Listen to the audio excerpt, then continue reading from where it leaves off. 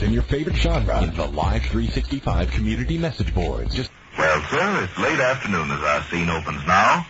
And here in the living room of the small house halfway up in the next block, we find Mr. and Mrs. Victor Gook.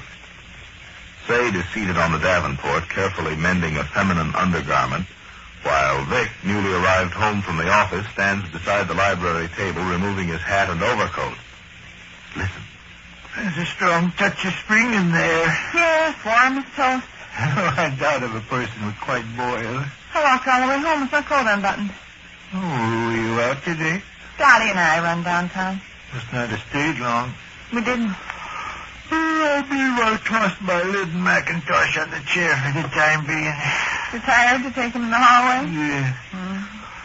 Any mail? Yes, lovely letter from Beth. No? It's there on the library table. Hand it to me. I'll read it to you. Mm. They've all had colds. Mm. Eunice was out of school 2 days with hers. Mm. I sure slept up. Right. She hasn't written a word the best about Dottie living next door. Mm. She'll think I'm a fine one. There's your letter. Just a second. This has to be laid down just right. It's a pretty nightgown. Uh-huh. It'll be still prettier once I get the insertion done. Mm. Don't want it on too low, so after all. Nothing wrong, is there, kiddo? Oh, why? I somehow get the impression there's something tense in your behavior. Oh, really? Your demeanor suggests an inward turmoil. Ish, what crazy talk. Certain jerkiness in the muscles, certain drawn expression in the face. This spring weather works on your imagination. I suppose. Well, here's what Bessie says. Mm. Dear sister-in-law, thought I would write and see how you were feeling. We are fine, and Walter's kneecap has behaved itself since early February. Knock wood. You say I look funny? You said the expression on my face was peculiar? Not so peculiar, I feel I ought to call the doctor. I did let myself get kind of halfway the least little bit upset this afternoon. No? I made the mistake of letting Miss Applerot bother me. Where'd you see her? In the underwear down at the Idelson. Pulled some la-di-da stuff on you, did she? Took pics on Dottie. Huh? Out of a clear sky without any provocation. I hope Dottie hit back. No, she didn't. Huh? Dottie was taken by surprise. She didn't expect any friends of mine to insult her. She likes everybody and expects everybody to like her. What'd Ma Applerot say? Oh, nothing. Foolish of me to even let myself be disturbed. Once a person considers a source, they realize it's ridiculous to waste the time. Yeah. Darn it, so why would anybody be so mean? Miss Applerot had never met Dottie before. She had no reason to dislike her. Oh, you take an old crabapple like that. They seem to enjoy hurting yes. Mm. Here's what Bessie says. Mm. Dear sister-in-law, thought I would write and see how you were feeling.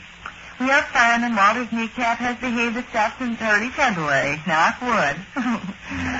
I suppose you people have been having the same rotten weather we have. Walter read in the Chicago paper where downstate Illinois has had 7 cold waves in succession. Ha ha. Have we had that many? Wouldn't be a bit surprised. Right out of a clear sky. Right out of a clear sky what? Can't you make out Mrs. handwriting? Oh, I guess I was talking to myself. Kiddo, something is eating you. Oh, and my mind keeps harping back to this afternoon like a dance. My Applerot? Yeah. Did she out and out insult Dottie? In that nasty, dirty, la-di-da way of hers. What'd she say? Oh, Ish, I'm not even going to think about it. Not worth the trouble. Okay. Started off by not getting the name straight. No? Bean Frabble. Oh, sure. That's a fine, wonderful la-di-da trick I've heard her pull off before. Dottie and I bumped into her there in the underwear, see, and I was my simple, silly self. I was glad to run across somebody I knew. I was anxious to introduce people to Dottie, you know. Sure. So I run up giggling and gushing like a nitwit. Miss Applerot, I says, this is my friend I told you about, Miss Brainfeeble. Miss Applerot got that frozen, polite expression on her face.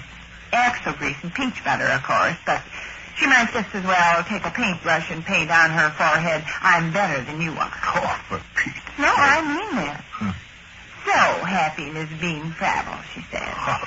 Bean Frabble. Oh, I wouldn't let myself get upset over some old choke cherry that You're tries to from get here in my... Illinois, I understand, Miss Bean Frabble, she says. Did you attend college there? College. You can tell by one look at her. Dottie never went to college. No, says Dottie, I didn't. High school, then, says Miss Applerot. Dottie never went to high school either, did she? No. Did Dottie know she was being insulted? Not at first. Why should she? I was introducing her to a lady that was supposed to be a friend of mine. What reason on the face of the earth would she have for thinking any friend of mine would out of a clear sky... Oh, ish on it. Sure. So ridiculous. Not worth the bother. That's right. Where is Mrs. Letty? But the meanness of it. The rotten meanness of it. Here I go tripping up to Miss Applerot with my fat friend from Marion, Illinois. So proud and happy to introduce her around and have her acquainted with people. And you'd think we were both simple-minded countryside... Oh, forget it, kid. Well, I try to, but the whole business comes back and sticks in my throat. As you point out, it's so ridiculous it's not worth the bother. Dottie and I cut our shopping short and walked home without talking or even looking at each other. Why was that? Oh, we were ashamed, I guess. Oh, boy. Mr. Bean Frabble, says Miss Applerot, all sweet and oily and hateful. Wasn't I told he deals in junk? Oh, son. There's nothing wrong with a person dealing in junk, of course, but what a way to put it. After a manner of speaking, Chuck does deal in junk. Yes, he represents a manufacturing company that makes toys and gewgaws and knickknacks and trash. Junk, I suppose, sure. But goodness. Read Mrs. Letty, Dr. Sleech. Yeah, we've talked long enough about this. Read Mrs. Letty. Well, here's what Beth says. Huh? Dear sister-in-law, thought I would write and see how you were feeling. We are fine, and the jab about Dottie's weight. Oh, kiddo. I just want to tell you this one thing. Okay. I think you like this climate, Miss Bean Frabble, says Miss Applerot. It builds up a person. Ouch. How you like that? Dirty. Dottie weighing almost 200 pounds, and Miss Applerot telling her the climate here had built her up. Dirty. I'll say dirty. However, And me and Dottie standing there grinning and nodding like a couple of simpletons. Why, Vic, I felt so ashamed, actually, I could... Oh, and about Dottie's loud laugh. Read me, Mrs. Letty. Dottie laughs loud, we all know that. But do we ever mention it to her? No. Well, I'll say we don't. It took fine, wonderful, grand, la-di-da Miss Applerot, a perfect stranger, to do that. Miss Bean Frabble, says Miss Applerot, kind of affectionate and scolding like you talk to a child or a feeble-minded person. Did someone tell you I was hard of hearing? Just because Dottie burst out in one of her loud laughs. I suppose. Miss Applerot even shook her finger at her, chiding. Dottie shut up like a clam.